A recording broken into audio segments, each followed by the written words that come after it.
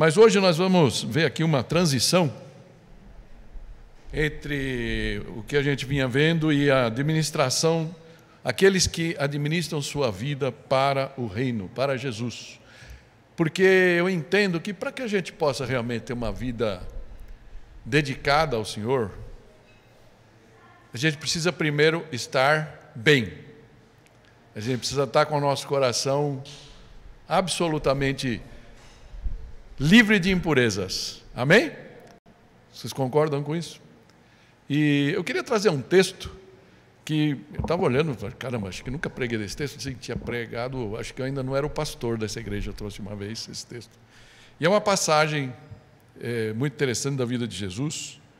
E eu queria convidar você, então, nesse primeiro aqui, vamos considerar como o primeiro do Vida para Jesus, Lucas 7, versículos 36 a 50, e nós vamos começar lendo até o 42, depois o resto a gente vai lendo conforme...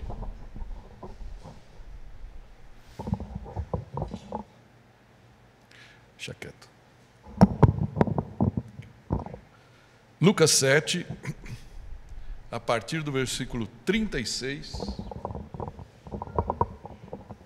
Vou tentar me acomodar aqui, que esse negócio...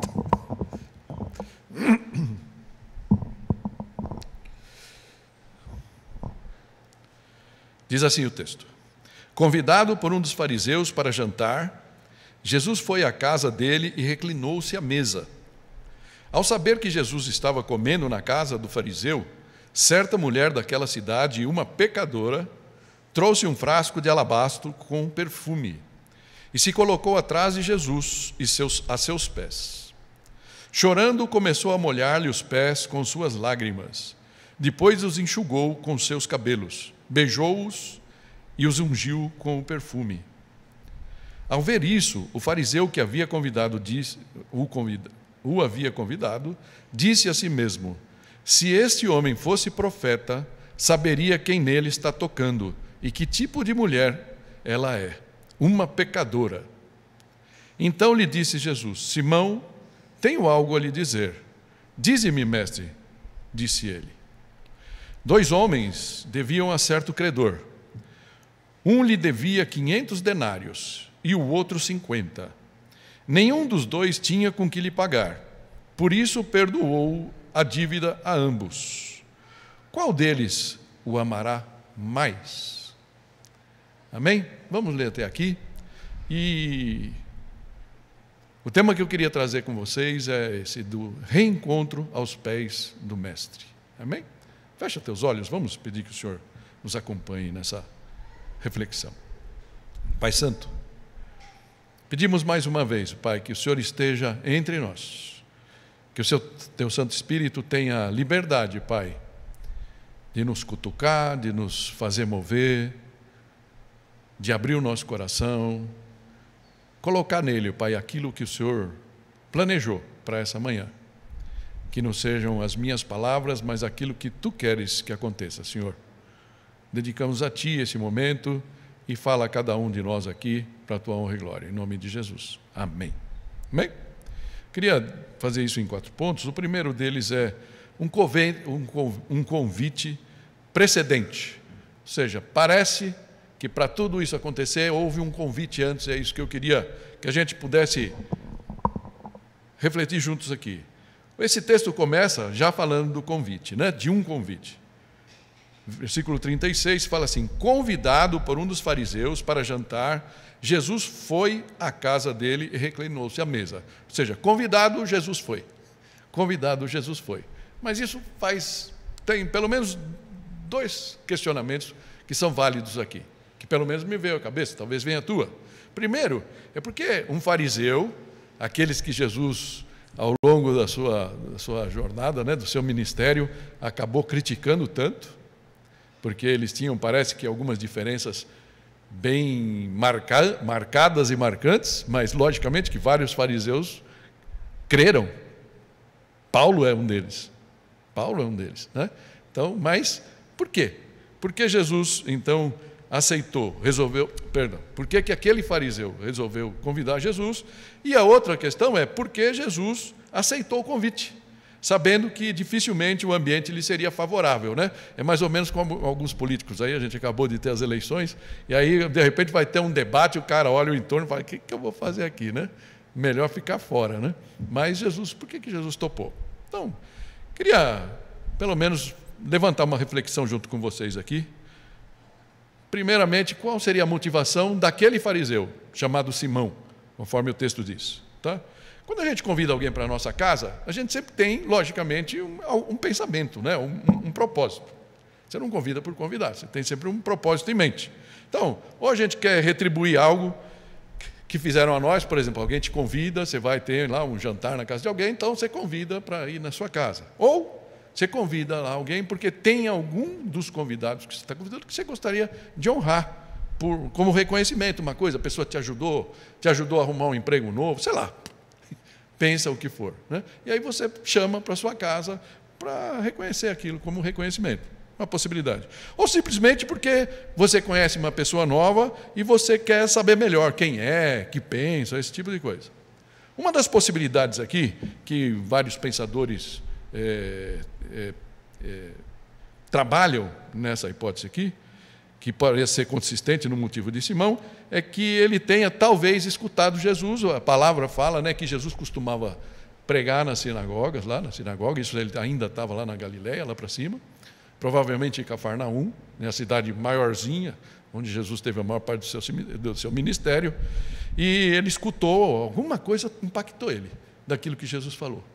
Ou mesmo algum discurso público que Jesus devia, de repente, dependendo da situação, uma cura, alguma coisa, e ali ele fazia um convite para as pessoas. Então, dá para a gente imaginar que houve um convite precedente, é esse sentido, né? Algum convite de Jesus que fez com que aquele homem se interessasse em conhecer mais de Jesus. E talvez um dos convites que são mais lindos na Bíblia, diz que se existe um texto na Bíblia que é mais popular, esse está entre um deles, que está em Mateus 11, 28, 30, que é um lindo convite de Jesus, que fala assim: venham a mim todos os que estão cansados e sobrecarregados, e eu lhes darei descanso. Tomem sobre vocês o meu jugo e aprendam de mim, pois sou manso e humilde de coração, e vocês encontrarão descanso para as suas almas, pois o meu jugo é suave e o meu fardo é leve. Amém? Talvez esse mesmo, porque se você olhar lá, você fala, não, mas isso parece destacado. Sabe que tem algumas Bíblias que tem um contexto que Jesus está falando, está fazendo uma oração, na verdade.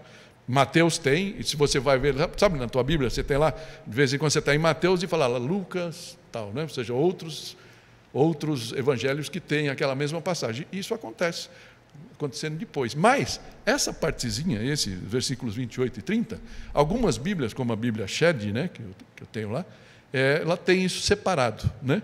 Isso parece que está destacado. Lucas, por exemplo, não usa isso. Então, aparentemente, é um convite que Jesus fez mais de uma vez, ou um convite semelhante a esse, né?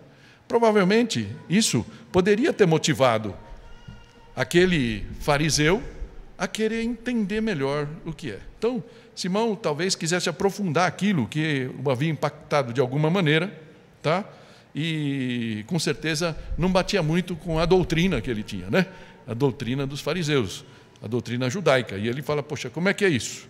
Então, nós podemos supor uma motivação sincera, a princípio, daquele fariseu, para conhecer melhor daquele convidado dele, apesar das costumeiras divergências que a gente sabe que tinham entre ambos, né? Entre os fariseus e judeus.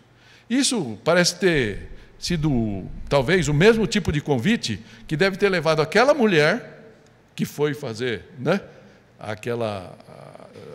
Levou aquele perfume para ungir os pés de Jesus e fazer aquilo tão incomum, que foi visto mesmo meio como um escândalo para as pessoas que estavam ali. E talvez, vamos combinar, sabe aquelas coisas que você olha, aquela pessoa que você fala, esse não merece. Imagina você ver Jesus dando mole para uma pessoa que para você, aquela pessoa que é a última pessoa do mundo que você compartilharia o evangelho com ela. E aí, de repente, você vê Jesus ali evangelizando aquela pessoa e você fala, isso não merece, não merece. Parece que isso estava um pouquinho ali na mente de Simão, a gente vai explorar isso melhor. Então, creio que com esse pano de fundo fica mais fácil da gente entender o que estava acontecendo ali, esse convite. E ele também nos ajuda a entender as motivações do próprio Jesus em aceitar. Talvez Jesus, em algum momento, falando, talvez na própria sinagoga, ele olha ali. Eu imagino que algumas pessoas me reclamam aqui de vez em quando, falam, não, a gente não senta. Eu já escutei isso, tá, gente?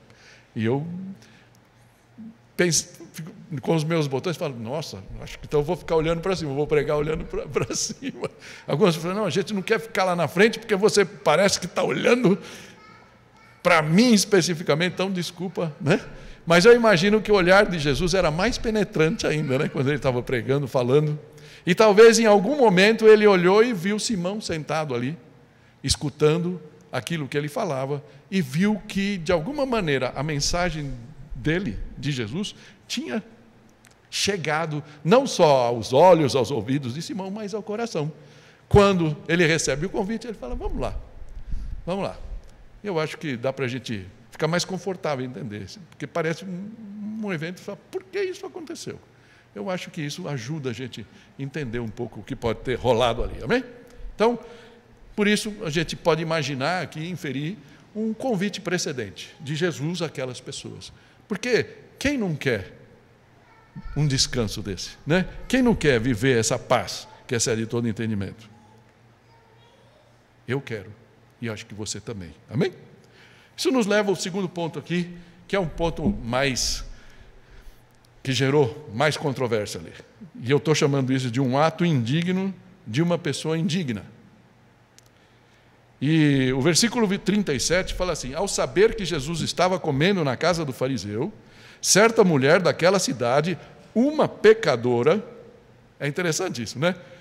Porque uma coisa a gente sabe que o Simão, quando ele vai recriminar ali Jesus, em pensamento, né? Porque ele não falou, ele não verbalizou, ele só pensou, falou, pô, esse cara, sabe que essa mulher é pecadora? Como é que...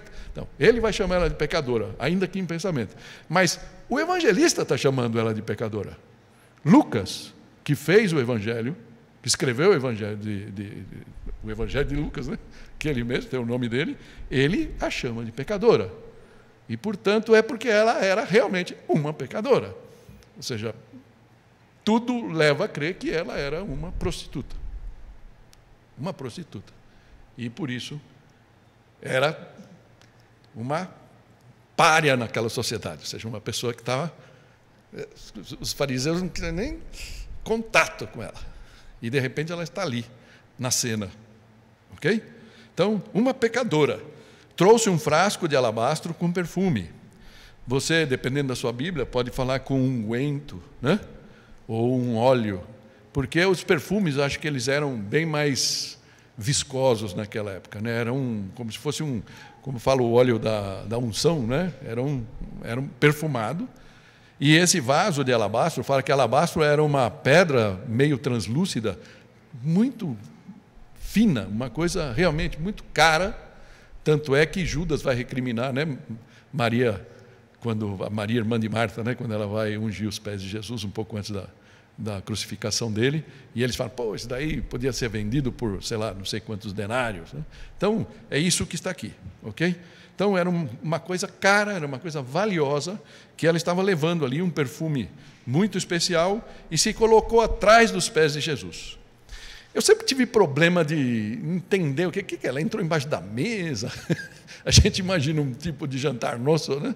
Então, eu não sei se vai dar para vocês verem direito, a qualidade da foto não estava tão boa, mas se você ali uma única imagem que eu consegui que no Santo Google, né, que deu ali para poder trazer aqui, que mostra uma mesa e a turma ficava então, eu lembro sempre da casa da Mara, ela tem uma coisa dessas que você senta um sofazinho assim, só que quando a gente vai lá a gente senta, né? A ideia é, né, ficar assim de lado. Alguns dizem que eles punham umas almofadas, ficavam assim, ficavam comendo. Outros, como nessa foto aqui, nesse desenho, era para eles punham um dos braços encostados ali, ficava com os pés estirados naquele sofanete, né? Então, esse era o entorno, esse era o contexto. Então os pés de Jesus estavam ali, à vista. Ok? Então, essa mulher, o que a gente pode dizer dessa mulher aqui? Por que estava chamando ela de pecadora? Né? Uma mulher certamente de vida complicada, eu diria. Tá? E por isso que fala que talvez uma prostituta. No linguajar popular, costuma chamar uma prostituta de mulher de vida, o quê? Fácil. Mas se a gente descer um degrau na nossa avaliação da vida, a gente pode chegar à conclusão que a única coisa que a vida dela não era fácil. Ainda mais num ambiente tão carregado ali, religioso, entre aspas, né, que existia ali. Então, era uma pessoa totalmente execrada, totalmente expulsa de todo o convívio, e, portanto, você pode imaginar as marcas, as dores emocionais e espirituais daquela pessoa. E essa pessoa, talvez, então, também nos ajuda a pensar que, quando ela olha aquele ambiente ali, ela fala, eu fiquei sabendo desse mestre, talvez ela tenha escutado um convite de Jesus antes, venham a mim todos que estão cansados e eu lhe darei descanso. E ela falou, essa é a única oportunidade que eu tenho. E ali ela se meteu ali, passando qualquer tipo de humilhação, qualquer coisa, e falou, eu vou fazer isso. Amém? Acho que isso dá para a gente ter, demonstrando o quê? Um quebrantamento de coração. Quebrantamento. E Deus fala que Ele não despreza um coração quebrantado. Amém? Como o texto segue? Versículo aí 38, né, o resto fala assim, chorando, começou a molhar os pés com suas lágrimas, e depois enxugou com seus cabelos, beijou-os e os ungiu com perfume. Chorando. Provavelmente a emoção ali no momento foi maior do que ela tinha planejado. Não creio que ela tinha planejado, vou chorar, e aí vou derramar minhas lágrimas ali. E vou lavar os pés de Jesus. Ela deve ter planejado perfumar, ungir com aquele bálsamo os pés de Jesus. Mas o que acontece? Ela começa a chorar, provavelmente a emoção foi maior do que ela podia ter imaginado, e as lágrimas, então, não planejadas, acabaram caindo sobre os pés. Vamos pensar aqui numa coisa? Os pés sujos de Jesus. O texto vai dizer para a gente de algumas coisas que eram normais naquele momento, quando você convidava uma pessoa. Hoje a gente não faz isso. Algumas casas, hoje, depois da pandemia, pelo menos uma coisa ficou normal em casa. A pessoa chega em casa, a gente já tem lá um cantinho, ela deixa o sapato. Né? Muita gente acaba fazendo isso até hoje, e a pessoa entra de chinelo, alguma coisa. Isso não acontecia naquele tempo. A pessoa tirava a sua sandália, mas ela vinha de um lugar, provavelmente todas as ruas de terra batida, quase a maioria, e os pés estavam o quê? Sujos, empoeirados. Então, qual era a etiqueta? A pessoa chegar, o hóspede, não, o convidado não, né? O dono da casa, está me fugindo a palavra chique, né? Quando você fala. Oi? Anfitrião, perfeito. O anfitrião tinha lá algumas bacias de água e ele dava. Se fosse um cara mais rico, ele tinha alguns serviçais e os serviçais iam lá lavar o pé da pessoa. Mas isso não aconteceu. Jesus depois vai pontuar isso. Isso não aconteceu. Então, Jesus estava ali com os pés sujos. Com os pés sujos. Então, as lágrimas dela começaram a rolar. E o que ela fez? Qual é a solução? Ela solta os seus cabelos, que provavelmente estavam presos ou em trança, alguma coisa. Eu trouxe aqui, isso não é um desenho, isso é uma foto. Você sabe quem é essa daí ou não?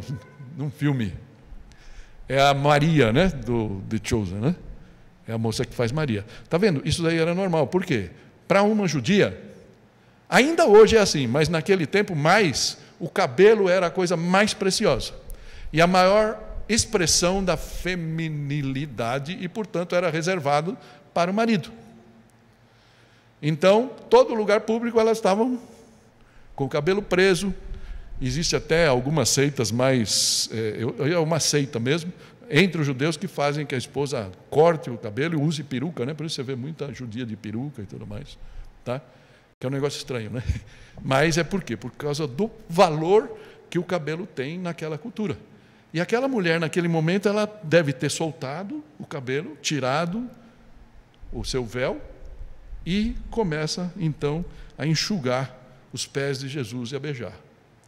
Eu queria que você pensasse um pouquinho no escândalo que aquilo foi, naquela cultura.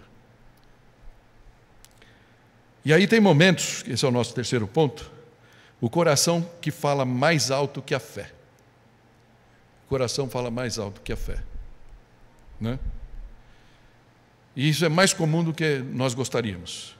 Vamos só imaginar aqui, algumas vezes a nossa razão, a nossa boca diz algo como, por exemplo, eu creio em Deus, certo? Acho que todos nós já dissemos isso, eu creio em Deus, mas o nosso coração demonstra mais confiança em muitas outras coisas antes de Deus. Seja a nossa poupança, seja o nosso emprego, seja o nosso maridão, nossa esposona, não sei, seja os nossos filhos, várias coisas a gente crê mais que Deus. Então, a nossa boca fala coisas que o nosso coração nem sempre acompanha, não é? Então, alguns conceitos ou preconceitos são tão fortes que eles estão tão enraizados no nosso coração que acabam comandando os nossos pensamentos. Tem algumas pessoas que eu vejo no YouTube, alguma coisa, eu falo assim, se eu visse Jesus com essa pessoa, ia ser difícil para mim. Eu confesso a vocês, pecador que sou. Deve acontecer a mesma coisa com você. E com isso eu não estou querendo passar pano. E Jesus não passou pano para Simão ali. Tá? Mas eu estou querendo apenas que a gente entenda o que estava ali no coração. Então, parece ter sido esse o caso de Simão, que era um religioso, fariseu, e para ele foi difícil olhar aquela cena.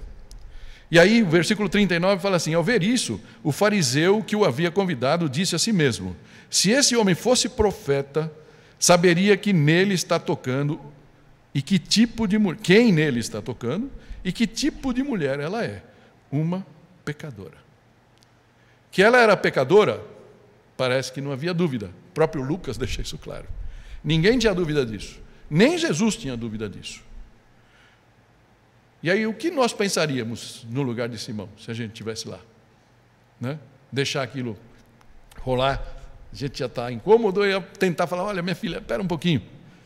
Já vi algumas coisas? De vez em quando, já aconteceu aqui na igreja, algumas pessoas que saem fora do nosso padrão, e algumas vezes eu me lembro de alguns pastores chegando lá, ou alguns, vem cá, fala menos, ou não fala, ou tal, e não é? Porque é um comportamento diferente. E aquele comportamento foi muito diferente. A gente tem que entender isso, né?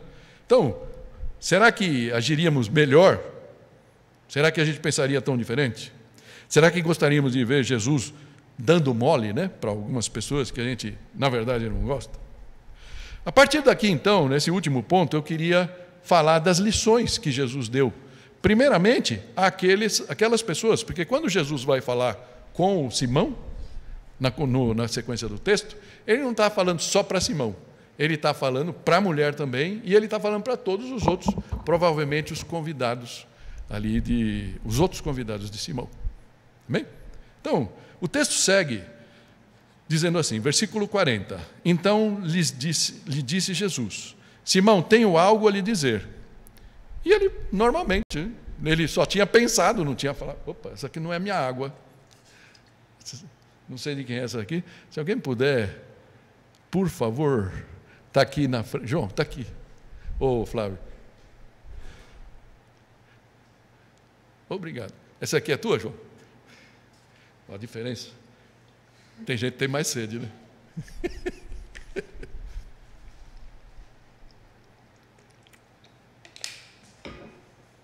Diz que velho não tem sede, né? Eu tenho bastante, viu, gente? Vamos lá. Então ele ainda pergunta, diz, né? Bonitinho, ele só pensou mal de Jesus e da mulher, mas ele não falou nada. Então, religião de fachada, estava tudo certo, né? E aí Jesus cutuca ele e conta aquela parábola que está no versículo 41. 2 homens deviam a certo credor. Um lhe devia 500 denários e o outro 50. Só para a gente ter aqui a ideia de que isso representa. Lembra que eu fiz a conta de 150, né, outro dia? Como se fosse uma diária. Tá bom, 150? Só para a gente trabalhar na mente, uma diária baratinha, né? Mas só para a gente ter uma ideia, R$150 vezes 500, um devia R$75 mil. Ou seja, 1 ano e meio de trabalho, mais ou menos. Né? Se um denário era um dia de trabalho, 500 denários era 1 ano e mais de 1 ano e meio até. E o outro devia 50. 50 vezes 150, 7.500. E aí o texto fala, nenhum dos dois tinha com que pagar. Tem gente que não pode pagar 75, acho que a maioria, mas muita gente também não pode pagar 7,5. Né? Ou seja, a dívida era impagável, cada um com seu peso. Mas aí ele sabia que nenhum dos dois tinha como lhe pagar e por isso perdoou a dívida a ambos. Essa é a pequena parábola que Jesus disse. Né? Não importa se uma é uma grande e outra é pequena, mas nenhum dos dois tinha como pagar. E aí Jesus faz a pergunta do milhão aqui. Qual deles o amará mais? O que devia mais? O que devia menos? E aí a resposta do Simão, está no versículo 43, ele fala, Simão respondeu, suponho que aquele a quem foi perdoada a dívida maior.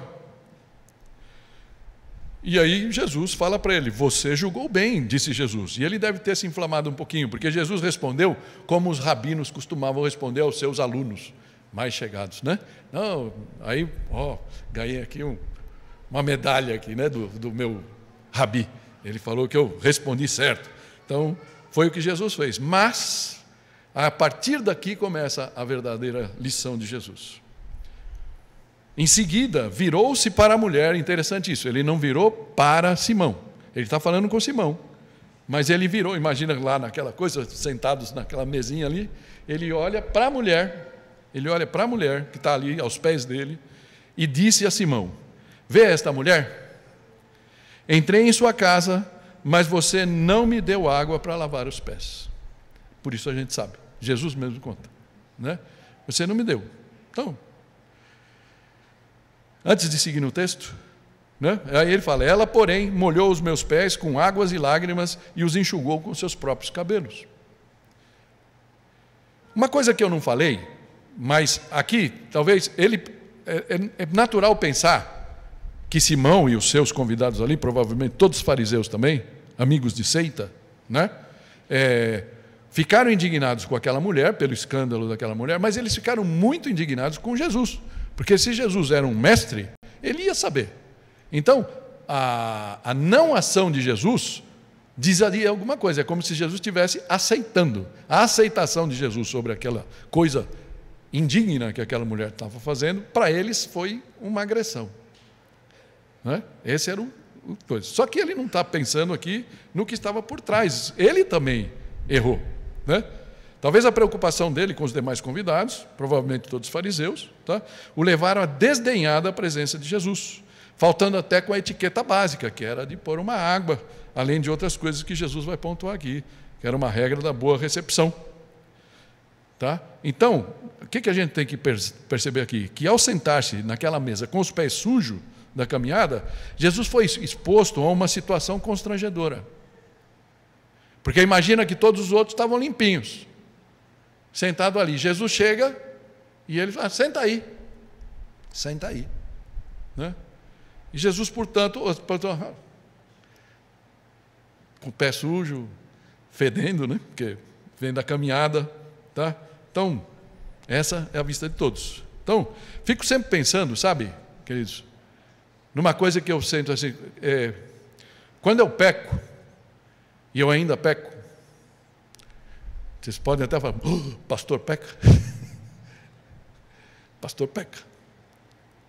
Né? O único que nunca pecou foi Jesus. Amém? Eu fico sempre pensando no constrangimento que eu causo a Deus, a Jesus. A ponto de talvez dar espaço para Satanás, o nosso inimigo, desdenhar dele. Pai, você morreu por esse daí também? Olha como ele age. E por isso eu gosto de ter conta curta com Deus. A gente vai falar disso um pouco mais para frente. É como a gente fala, valeu a pena morrer por esse daí? Né? Então, mas o ato dele deixou Jesus constrangido. Mas, de qualquer forma, Jesus didaticamente não deixou de pontuar as falhas de Simão ali, que ele havia cometido, para que ele soubesse que o seu desdém não passou despercebido, mas que mesmo assim haveria perdão também para ele, se ele viesse a se arrepender. Amém? É isso que está aqui por trás. Versículo 45 fala: você não me saudou com um beijo, que era outra regra da etiqueta. Mas esta mulher, desde que entrei aqui, não parou de me beijar os pés. Você não ungiu a minha cabeça com óleo, mas ela derramou perfume aos meus pés. Ungir a cabeça com óleo era uma coisa que, pesquisando, né, eu pude entender um pouco melhor. Naquele tempo, banho não era tão comum como agora, né? A água era escassa. Então era normal que a pessoa chegasse na tua casa. Já entrou alguma pessoa na tua casa e você fala, muda o ambiente? Não necessariamente cheiro de suor, é cheiro do corpo. Cheiro do corpo. A pessoa vem um dia mais quente, né? A pessoa vem ali e fala, esse cara não tomou banho hoje cedo, antes de sair de casa, tal. E você sente a diferença. Isso deveria ser bem comum lá. Então o que era normal? A pessoa dava então um perfume, uma coisa que ungia a pessoa, colocava um perfume à la francês, né? Banho não precisa, mas um perfume é absolutamente necessário, né? Então aquilo melhorava o ambiente, a pessoa que talvez chegasse suada, alguma coisa assim, ficava um pouco mais confortável, não ficava constrangida de estar ali entre as pessoas. Por isso era parte da etiqueta. E Jesus pontuou, você não fez nada disso. Você me deixou na mão, né? Você me deixou constrangido aqui, tá? Por isso ele fala, mas ela derramou perfume nos meus pés. Portanto, eu lhe digo, os muitos pecados dela foram perdoados, pois ela amou muito. Mas aquele quem pouco foi perdoado, pouco ama. Isso me fez lembrar uma passagem também de Lucas, um pouco antes, quando fala Jesus, também numa refeição, se não me falha a memória, na casa de Mateus, né, quando ele convida Mateus para ser seu discípulo, e eles vão comer na casa de Mateus, e tem lá os publicanos, e aí os fariseus estão do outro lado, né, da parede, e falando, esse daí que come com os pecadores e tudo mais. Essa é a cena, né? E aí a resposta de Jesus está assim, não são os que têm saúde. Podemos ler juntos, assim? Todo mundo finge que está acordado? Não são os que têm saúde que precisam de médico, mas sim os doentes. Eu não vim chamar justos, mas pecadores ao arrependimento. Amém? É como que aquele que se julga justo, né? Ele parece que ele não precisa ser perdoado. E aí, também, o amor dele não se desenvolve. Que amor que se desenvolve? Aquele que sabe que devia 75 mil. E foi perdoada aquela dívida. Nossa, oh, glória, né? Esse Deus é maravilhoso. Ele me perdoou, né? Essa era a diferença ali entre Simão e aquela mulher. E Jesus, então, está pontuando. Ele não passa pano para os pecados dela. Dá para entender aqui? Ele os pontua, ele fala assim, portanto, eu lhes digo que os muitos pecados dela lhe foram perdoados. Ele não está falando, ela não pecou. Não, tudo bem, isso, não. O pessoal fala que isso é pecado. Não. Ele fala, você é pecadora. Você é pecador. E muito. Mas eu tenho a autoridade e o poder de perdoar.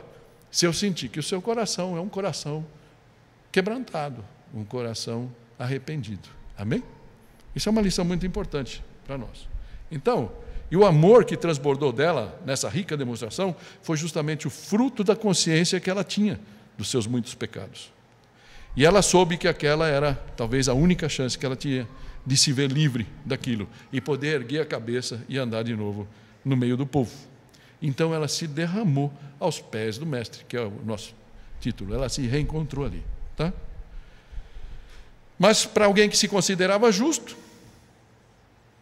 talvez hoje a gente tem, e eu estava ouvindo um pastor, não era nem dessa passagem, mas ele comentava isso, né? A gente se converteu em algum momento da nossa vida lá atrás, no meu caso eu tinha 22 anos, lá se vão 45, tempo à beça, né?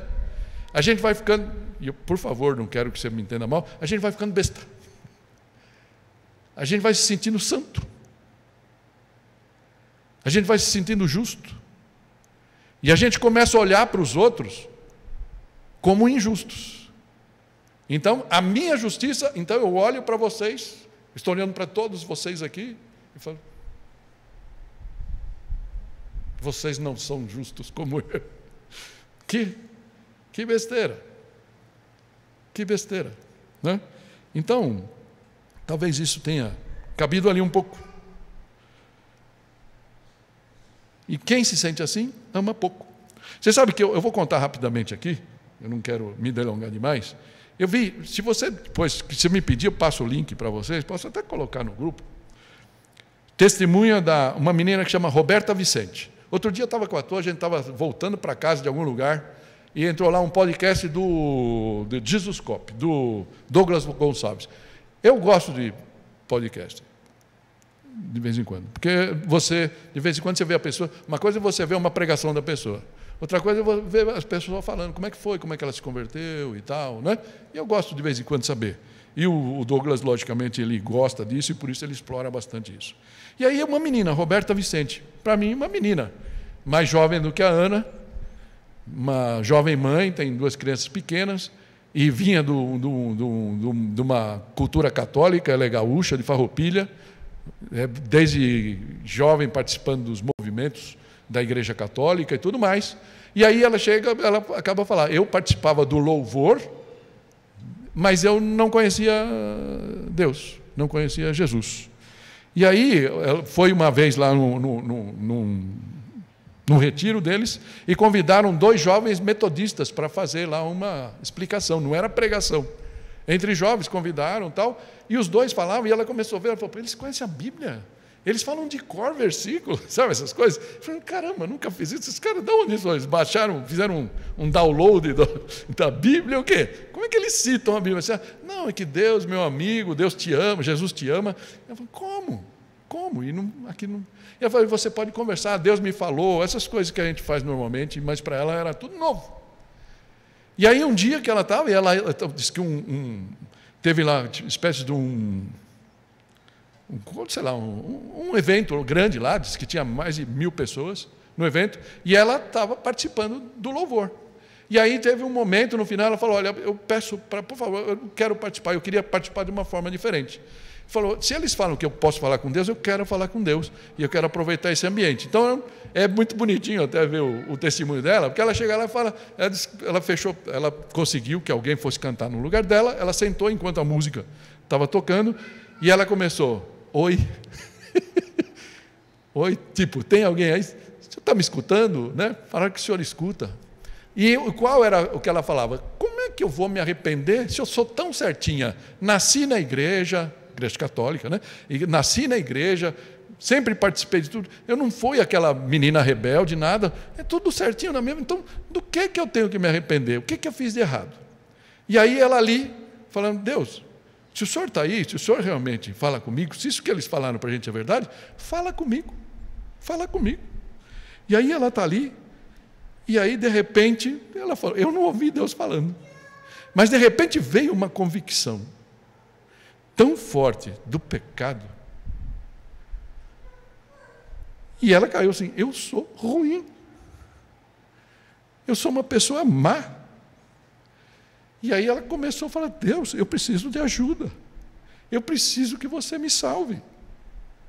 E ali mesmo, ela disse, ali mesmo, a banda tocando lá, a música tocando, ela sentiu uma explosão dentro dela, de choro e de alegria. E eu fiquei pensando nessa mulher aqui, né? De choro e de alegria. E aquela paz que excede todo entendimento encheu o coração dela naquele momento. E ela disse que ela saiu dali, e para ela todo mundo tinha participado daquela experiência dela, e ninguém tinha participado. E ela disse que ela chegava para os amigos, você não sei o quê, Deus falou comigo, tal, isso que eu sou maluca, né? E aquele dia mudou a vida dela, e lógico, depois ela acabou indo para uma igreja onde ela podia professar essa fé, né? Mas por que eu estou compartilhando isso com vocês? Porque muitas vezes a gente acha que a gente é bom demais. E talvez isso estivesse tão claro no coração de Simão, que ele não era capaz de amar aquela mulher. Será que nós estamos amando as pessoas que Deus coloca no nosso caminho? Por isso Jesus fala, mas aquele quem pouco foi perdoado, quem não teve esse momento de derramamento, olha, querido, deixa eu falar uma coisa para você. Você está aqui hoje, você nos visita, você vai nos escutar pelo YouTube, se tudo correr bem em algum momento.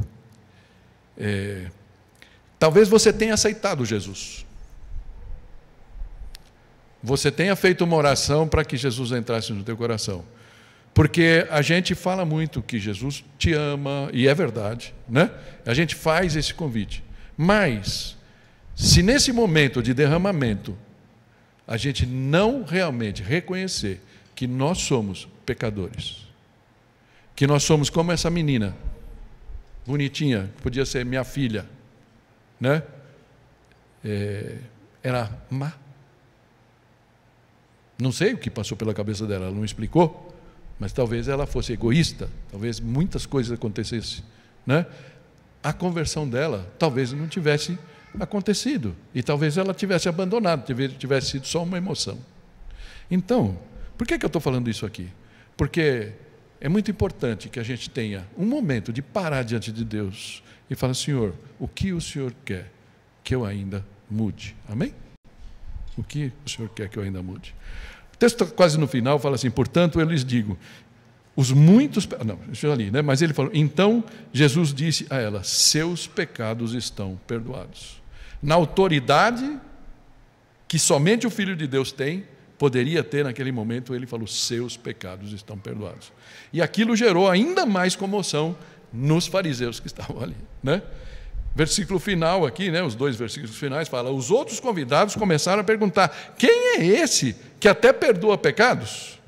Jesus disse à mulher, sua fé a salvou, vá em paz, vá em paz. E esse é o Evangelho do Reino, em seu sentido mais amplo e mais profundo. É como se aquele convite de Jesus aqui, resumidamente, né?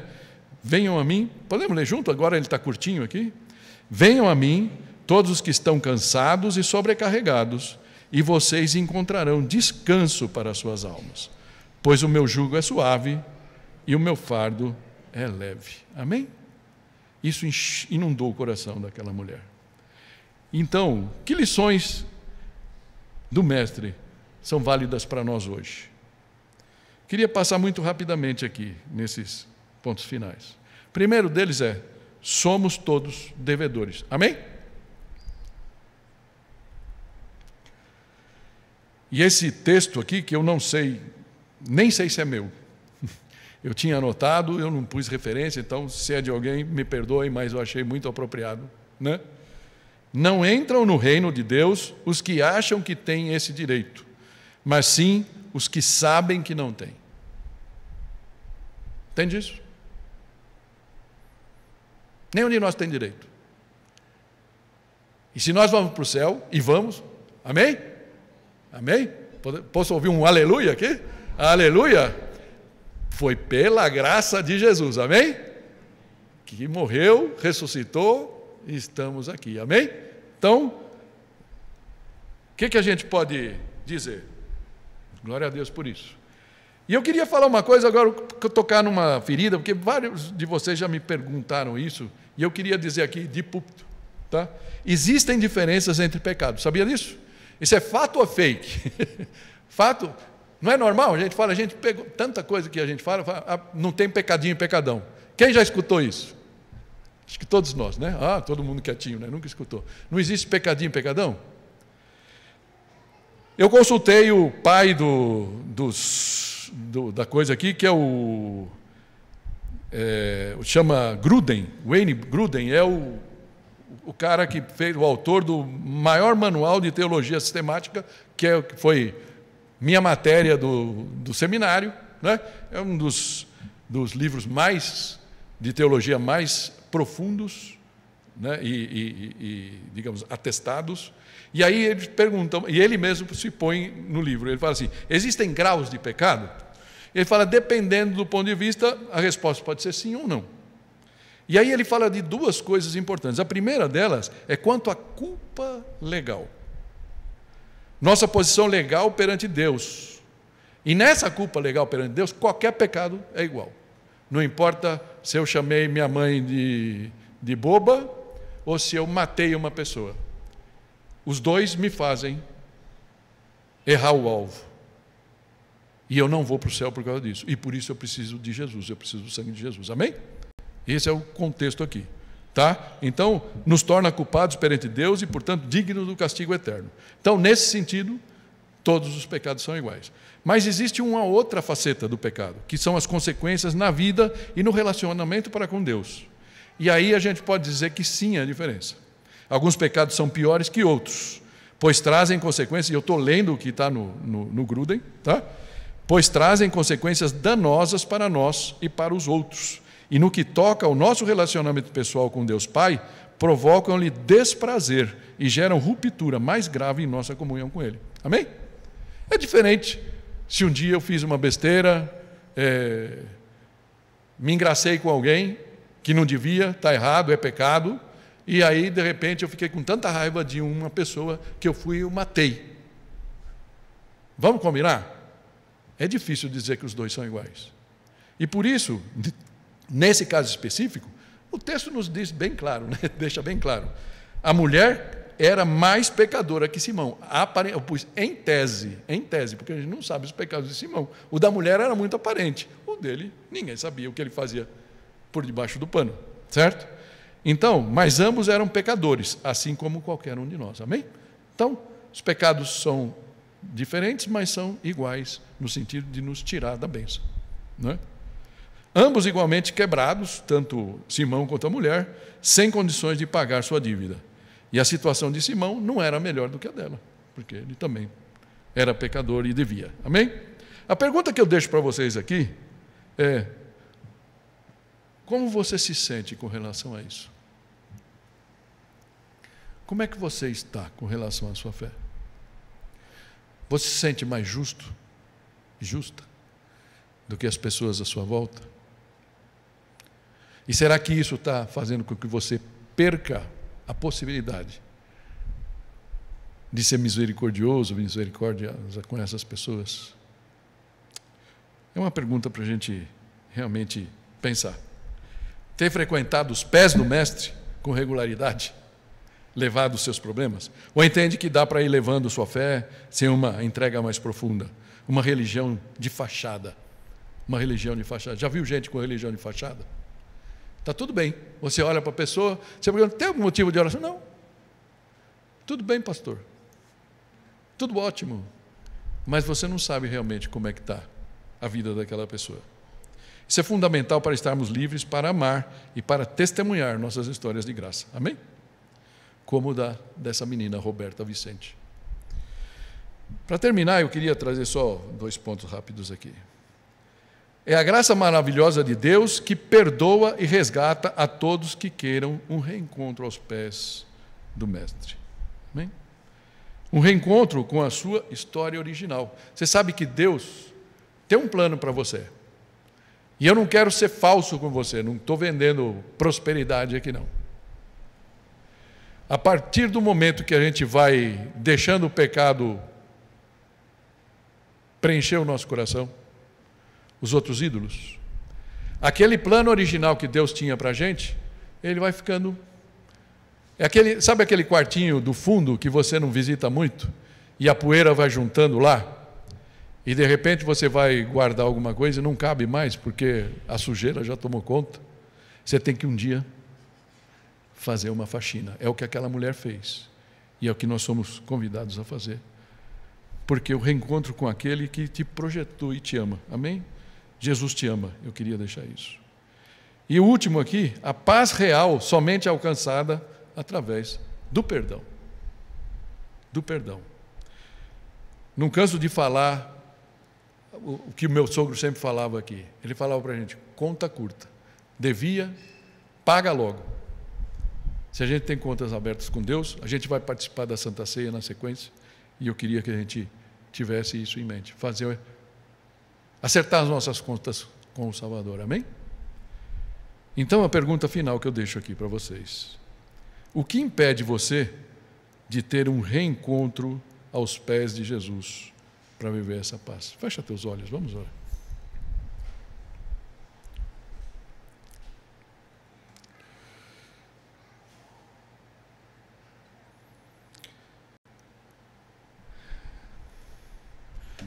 Pai Santo,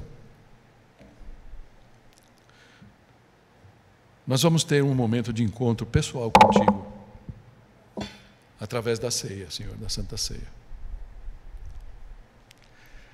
Paulo, lá em 1 Coríntios 11, deixa claro aquilo que o Senhor soprou ao ouvido dele. Por isso ele começa o texto falando: o que eu recebi eu também lhes entreguei. Que na noite que foi traído, Jesus tomou do pão e do cálice e disse: esse é o meu pão que é dado por vós. Fazei isso em memória de mim. E esse é o cálice da nova aliança. Fazei isso todas as vezes que vocês estiverem comigo. Mas Paulo, na sequência, fala: para que a gente possa fazer isso de uma forma correta e digna, é muito importante que o homem se examine. Por isso ele fala: examine-se o homem a si mesmo, e assim coma do pão e beba do cálice. As palavras de Paulo, muitas vezes a gente vê na igreja, a gente já viu aqui na nossa igreja, Senhor, e a gente já viu em muitas outras igrejas, as pessoas deixando o cálice passar, por não se sentirem naquele momento em condição. Mas, Pai, eu entendo que não é essa a tua vontade. A tua vontade é que cada um possa exercer diante de ti esse momento de ir aos pés, quebrantados, um reencontro que a gente faz pelo menos uma vez por mês aqui, Senhor.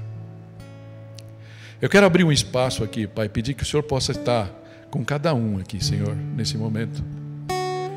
Que cada um possa se derramar diante de Ti, Pai, para que a gente possa participar dessa ceia com o nosso coração livre de impurezas, plenamente derramado. Como aquela mulher, ó Pai, de quem Jesus perdoou os muitos pecados, o Senhor possa também nesse momento perdoar os nossos pecados, Senhor. Sabemos que o sangue de Jesus é eficaz e único, que pode lavar a nossa alma e purificar. Como em 1 João 1,9 fala: aquele que confessar os seus pecados, confessem ao Senhor os seus pecados, pois Ele é fiel e justo para perdoar os nossos pecados e nos purificar de toda injustiça. Ó Senhor, nosso coração é injusto. É muito bom quando a gente vê essa passagem, o Pai, de 1 João, e nos colocamos na posição de vítima. Talvez naquele momento dessa passagem, Simão tivesse olhado para aquilo acontecendo ali nas barbas dele, e ele tivesse pensando: é muito injusto que isso esteja acontecendo na minha casa. Mas depois daquilo, Senhor, eu creio que ele pode reconhecer que no fundo aquilo aconteceu na casa dele para que ele pudesse abrir o coração para as palavras de Jesus. Então, nesse momento, Pai, visita cada coração aqui. Que cada um de nós possa sair nesse momento da posição de vítima, de juiz, de crítico, e reconhecer diante de Ti: eu sou o devedor, eu sou o pecador, eu preciso de Ti, Senhor. Me socorre, Pai, me perdoa, em nome de Jesus. Amém.